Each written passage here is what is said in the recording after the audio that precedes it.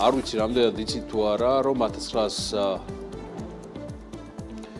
ეს იყო 1900 პირველ წელს. კი, ესე იყო.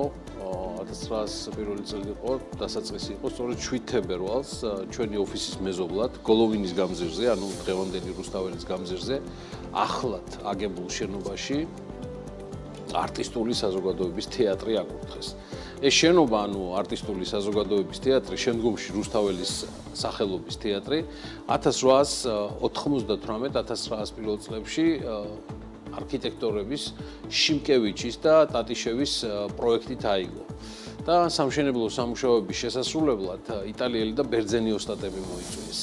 თეატრის დარბაზი გათვლილი 8010 მაყურებელზე იყო და იმ დროისთვის სრულიად ინოვაციური და ერთგვარად ჯადოსნურიც კი რა, ბრუნავი სცენა გაჩნდა. სხვა შორის ამ სცენაზე იმ დროისთვის ქართული, რუსული, აზერბაიჯანული და სომხური დასები მუშაობდნენ. ეს არის ძალიან მცირე ამბავი ისტორიიდან და თარიღებიდან, ისევე როგორც უნდა ვიცოდეთ დეტალებში ჩვენი აწმყოს, რათა შეგვეძლოს თუნდაც აი ამ უმძიმეს დროებაში გამჭრიტოთ სწორედ ჩვენი მომავალი.